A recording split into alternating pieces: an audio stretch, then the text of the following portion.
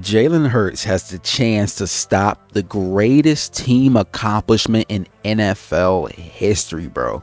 The question we are going to be exploring today is, does Jalen Hurts have what it takes to beat Patrick Mahomes in the Super Bowl? Which is an insane feat to accomplish, but we got to ask ourselves, does he really have a shot, bro? Like, is it going to be like a wipe in the Super Bowl where it's the most boring Super Bowl ever because one team gets absolutely smoked?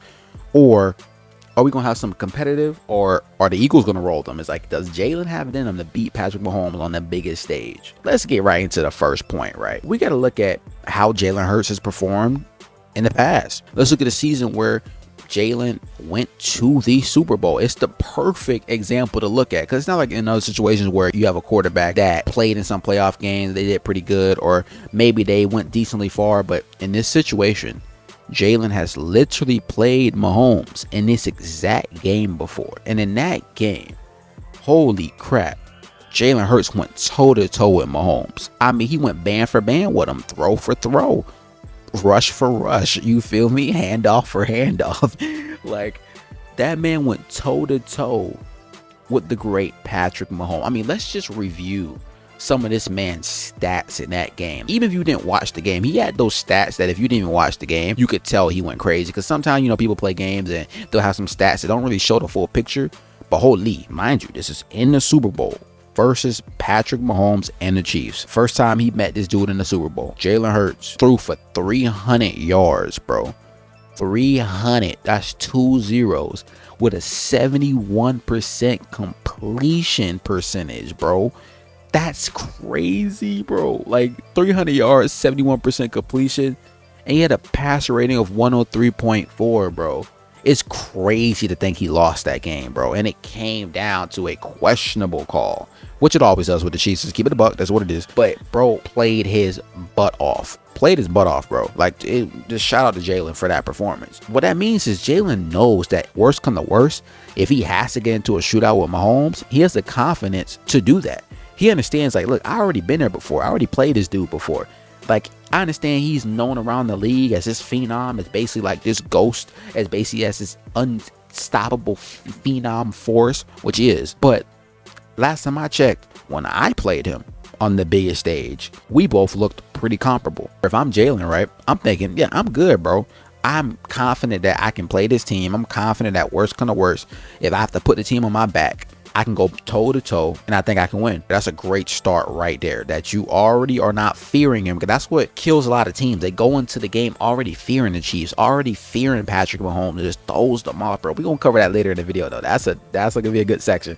We cover that later in the video, though. Let's go to the next point. Jalen Hurts has Saquon Barkley in the backfield, which means he has an elite run game to rely on.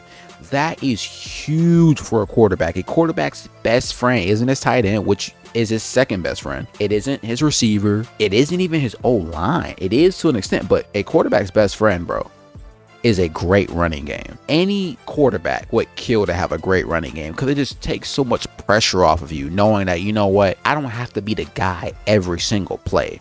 I can just chill and turn around and just hand it off to my elite top one running back, and he go pop one for 40. He go pop one for 50. He can get me 5-6 yards a pop, to where he can put me in third and manageables where I'm not playing behind the sticks the whole game. He can keep us where we're winning the time of possession game, to where the other quarterback barely gets a chance to be on the field. Like, that just makes it so much easier. He makes those safeties have to come down, have to stack the box a little bit, allow my receivers to get more one-on-one opportunities, and make it easier for me to throw. It's beautiful. This man has the best running back on the planet, behind arguably the best O-line in the planet. This man has a great running game, but specifically when playing somebody like Patrick Mahomes, you need to have a great running game, because we've seen it all. Patrick has won in so many ways. Patrick is so good, especially in the playoffs, that if you're a quarterback, bro, most likely, even if you do kind of match his energy to the point where you go blow for blow, let's take, like I said, the last Super Bowl with the Eagles and the Chiefs, right? Jalen did all that and they still lost, because Patrick was just better.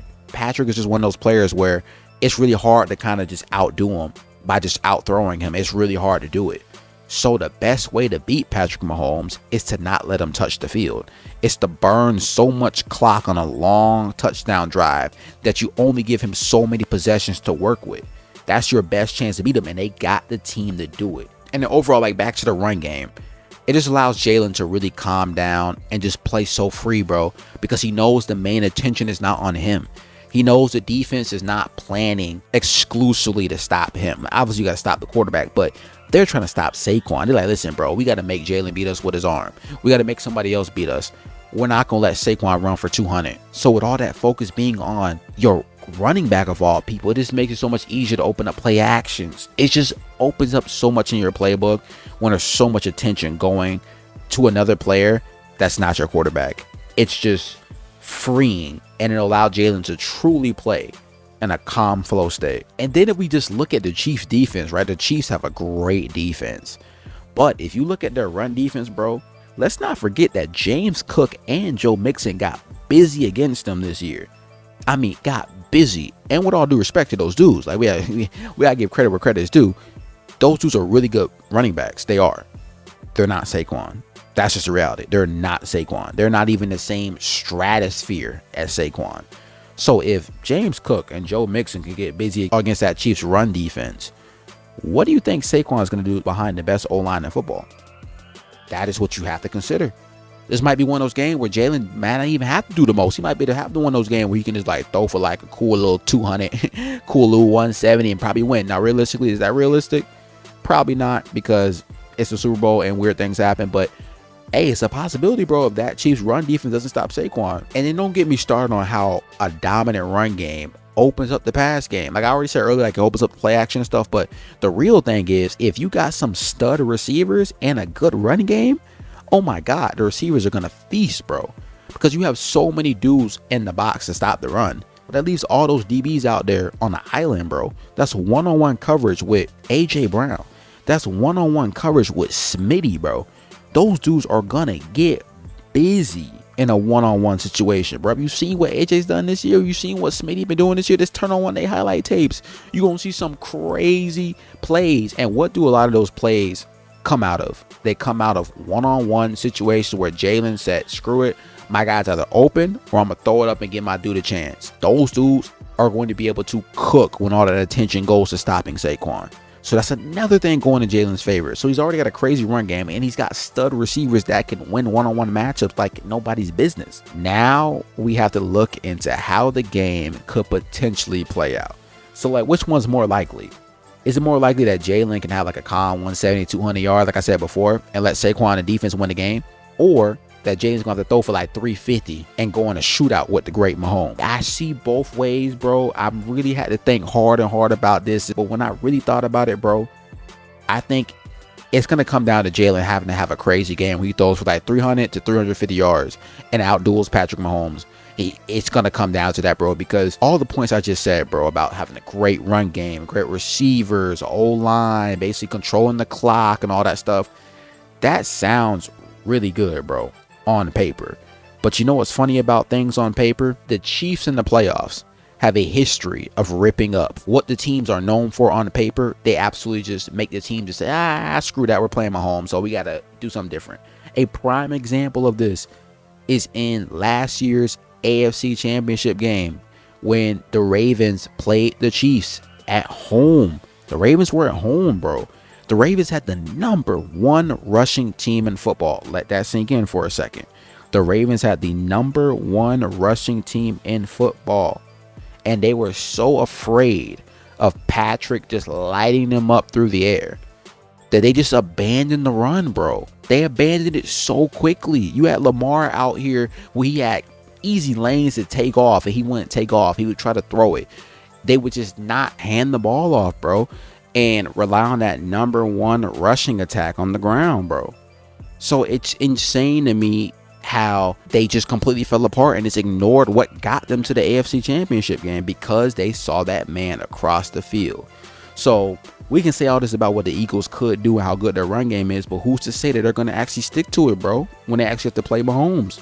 Hopefully they do, so they give themselves the best chance to win. But who's to say they're actually going to stick to it when they play Mahomes? And Spags is probably going to limit Saquon to the point of where he's going to have to force Jalen to air it out. He's going to force Jalen to have to air it out and duel Patrick Mahomes, because that's where they want it to be.